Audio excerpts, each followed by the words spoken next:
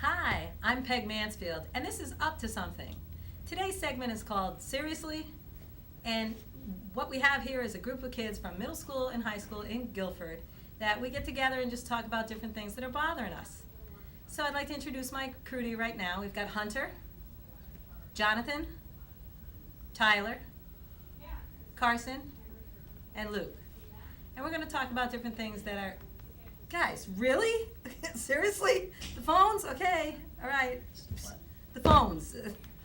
Seriously? That's a good name for the segment. Anyway, we're going to talk about things that are troubling us. And oftentimes when we get together and we're talking, everybody all of a sudden has something to say at the same time. So we developed a way to make sure that only one person talks at the same time. And one of the things that we want to do is make sure that they're allowed to talk about things that maybe are a little bit awkward or maybe people don't want to talk about. So we're going to use the elephant in the room as our discussion piece. So this is going to be handed around to anybody that feels that they have something they want to say. And when they're talking, no one else talks. Got it? Okay. The first thing I just want to know is, I think that when you're in middle school or high school, a lot of times you feel like your voice isn't heard. So in the town of Guilford, we have a beautiful town and we have some great things going on. But what I want to do is I want to hear from you guys. If there's something that comes to mind right away that you think would improve your quality of life for a teenager here in Guilford. If anyone has anything that they'd like to add right off the bat, just go ahead and let me know and I'll give you that. Oh, okay, Tyler. Well, you know what bothers me, Peg? What? The fact that you made us throw away our phones. Well, I know I'm like over the hill and everything like that, but You don't understand. I know. Well, here's the thing. We need to develop more human interaction. And a lot of you kids, you got I have those. the elephant. That's true. Yeah, I think I'm so dissed. I think that we should be able to use our phones because it does promote human interaction. Right now, I'm interacting with people thousands of miles away, opposed to interacting with people. I mean, I'm interacting Facebook. with you guys, but we're also interacting with people in other countries, which wasn't available before. So you think that's a good idea? Yeah, I don't even like you guys, so talking to anybody outside Love you too, is pretty Jonathan. good. He has the elephant. Here's the elephant. I was trying to text my friend about something and you just made it put it down, so now I'm all frustrated. Well, you know what? I'm starting to hear like a general consensus here about cell phones. Do you think that the rules at school should be a little bit more relaxed about whether or not you're allowed to have cell phones and why? Okay. I think they should be more relaxed because I think that using technology can really help us educationally because we can access information that wasn't available before Okay, over the interweb. I understand, but my problem is, I need to, well, I don't have to have the elephant, I can talk whenever I want, but, I know, the rules for grown-ups are so different than they are for kids. It actually makes me so frustrated. Anyway, Jonathan. Sorry, I really It's okay. I forgot. All right, we'll do it better next time. Anyway, what I wanted to say was that as a grown-up, I see a bunch of kids sitting on benches and they're texting away, and they forget that they're sitting next to somebody that they're hanging out with. I like your point about not caring what about the people that are here in this room right now because you don't like us, but that's funny. Anyway, but like if you're trying to talk to somebody and they're sitting next to you, it's kind of, from my perspective, a little bit rude to be like talking to somebody who's doing this and they're not even looking at you. Well, I mean, Luke said in schools that this year they started letting us use phones for like stuff on the internet and stuff, which is like improving and stuff, but still doesn't help. And I mean, How would it be better? just letting us use our phones whenever we want to. Whenever. But I know it's not realistic, so. Oh, see, that's good. That's bright. That's intellectual. Just no fighting over the elephant. Okay. Well, I use my phone anyways. I don't know. Yeah, it's true. Snapchat Nobody's and really Send. following the rules Okay. around here. Like, I have my science teacher this year is like 90 years old, and I sit in the way back at the classroom, and I can't hear him, so I don't even try. So I just like text during his class anyway.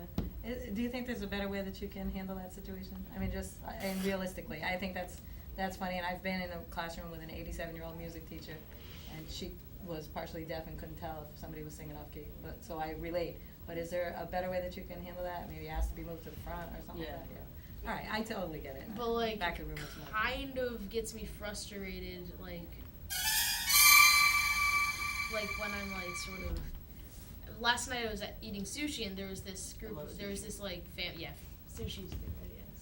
Yeah. So anyways, there was this like group, and there was about 2 kids in it. It was like a family, and it was a large group, and the kids didn't like interact the whole time.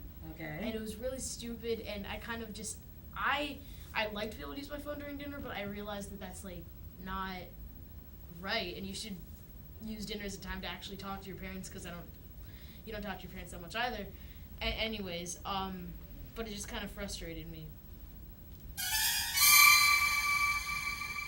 Well, I totally understand that, and I think you're wise beyond your years.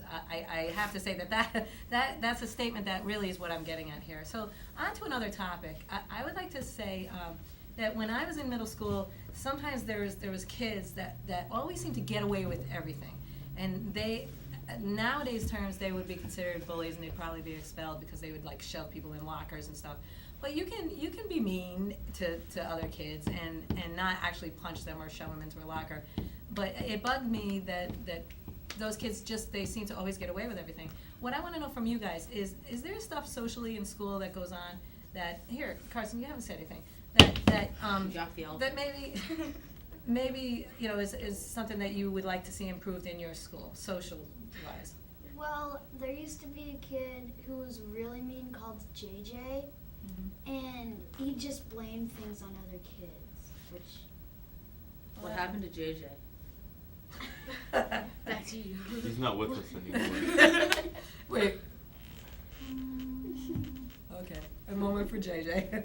No, like if you were to run the school, like say you woke up tomorrow morning and you were in charge of the school system of Guilford, Connecticut, how would you fix that? Is there a way that you could fix, maybe just not just blaming stuff on everyone else, but being mean in general, like just the kids that pick on everybody else and seem to get away with it. How is there a way that you would like to wave a magic wand and make that better? How would you do it, Carson?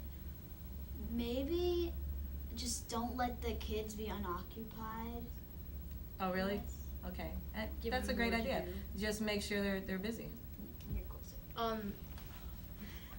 But nowadays you don't have to shove someone's head into a locker to be a bully, because no one cares about physically hurting someone when there's 17 different social networks that everyone in your school has, and you can just completely bash people on that. And Yeah. there's even anonymous social networks, and So that gets rough, and you don't even have to do anything. You can just type a keyboard. But how do you fix that?